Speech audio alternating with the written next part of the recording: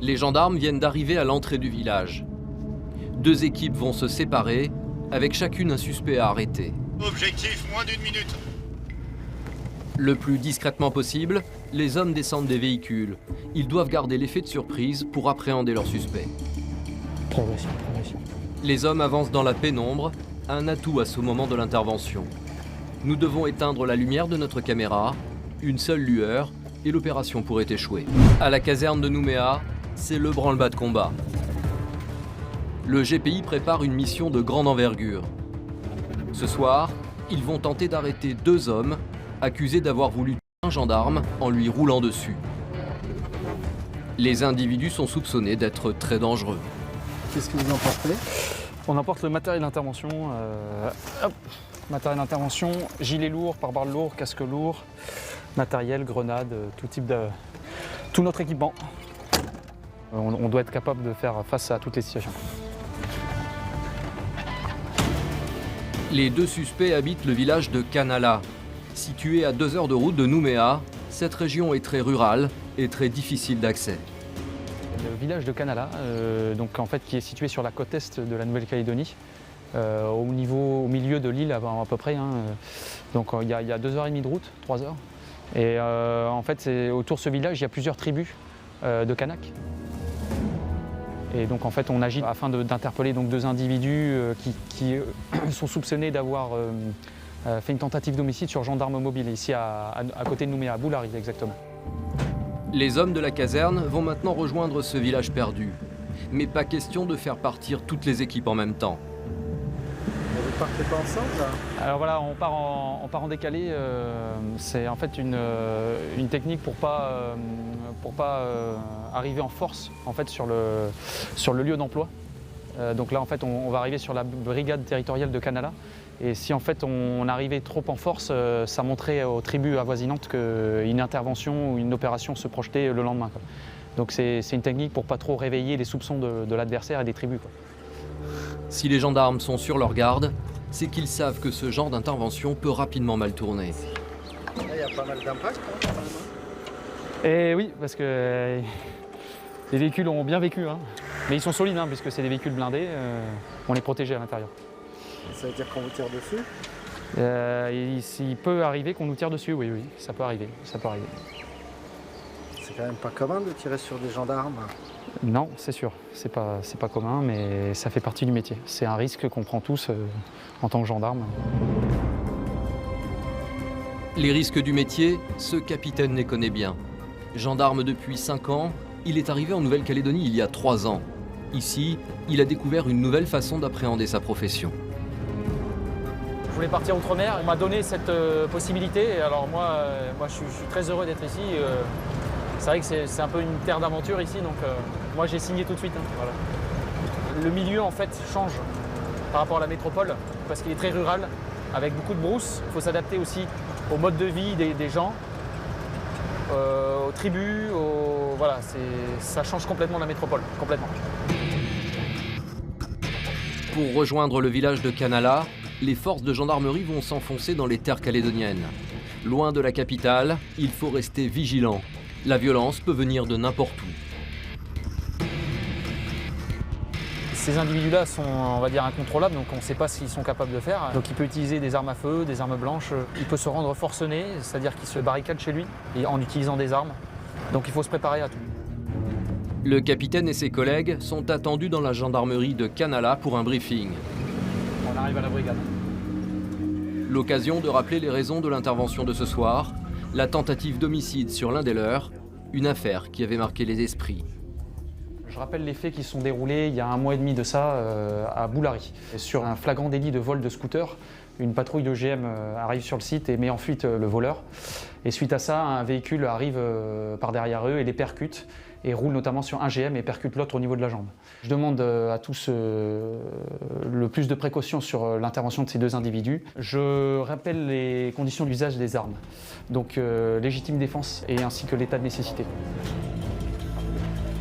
Intervenir dans un village kanak, une mission délicate pour les forces de l'ordre.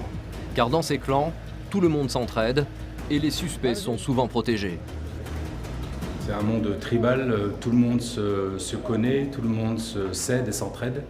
Et les forces de l'ordre ne sont pas forcément la bienvenue dans ces milieux-là, ce n'est pas forcément évident.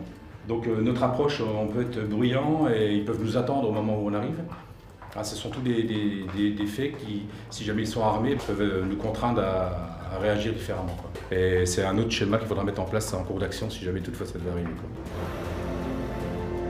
Tous les hommes du GPI enfilent une cagoule, un accessoire indispensable pour rester incognito. C'est systématique la cagoule? Les unités d'intervention spécialisées sont protégées par l'anonymat, c'est une loi française.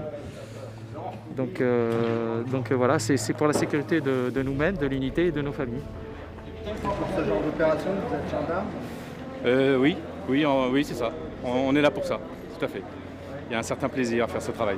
Moi, ce que j'aime, c'est l'action. Donc là, on se retrouve typiquement dans une situation où il y a des difficultés tactiques. Donc c'est ça que je recherche. Et voilà, c'est toujours intéressant. Nous on monte dans lequel là, c'est quoi celui-là? 14-13 celui-là. Bon, on monte dans le 14-13 pour l'assaut.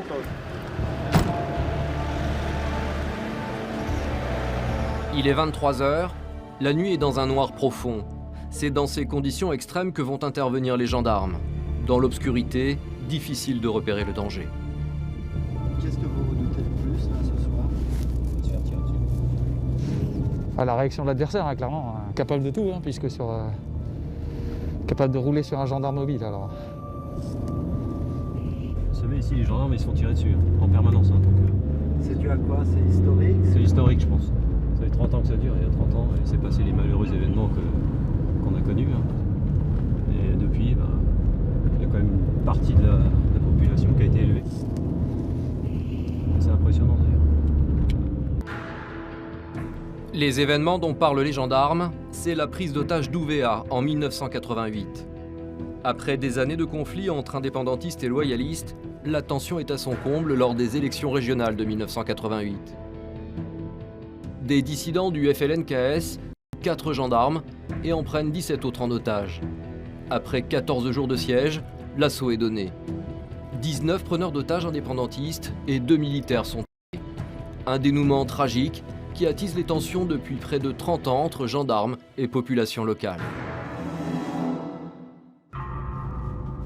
Les gendarmes viennent d'arriver à l'entrée du village.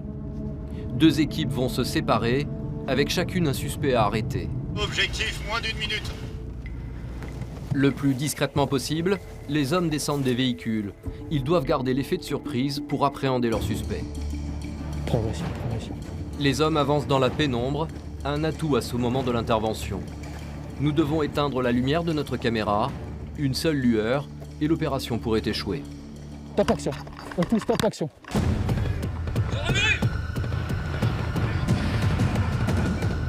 L'assaut vient d'être lancé. Le suspect se cacherait dans cette maison.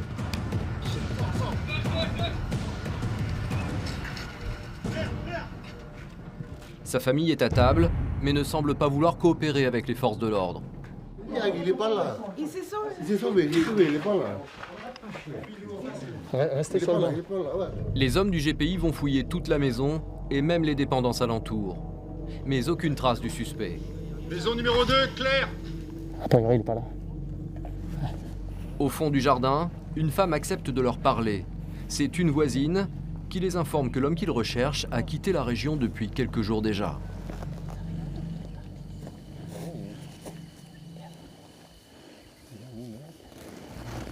Si cette équipe de gendarmes a fait chou blanc, le capitaine va tout de même recevoir une bonne nouvelle par téléphone. L'autre cible a été appréhendée. Oui, hello. Ah, super. Ok. Donc en fait, sur la deuxième opération, donc ils ont interpellé l'individu.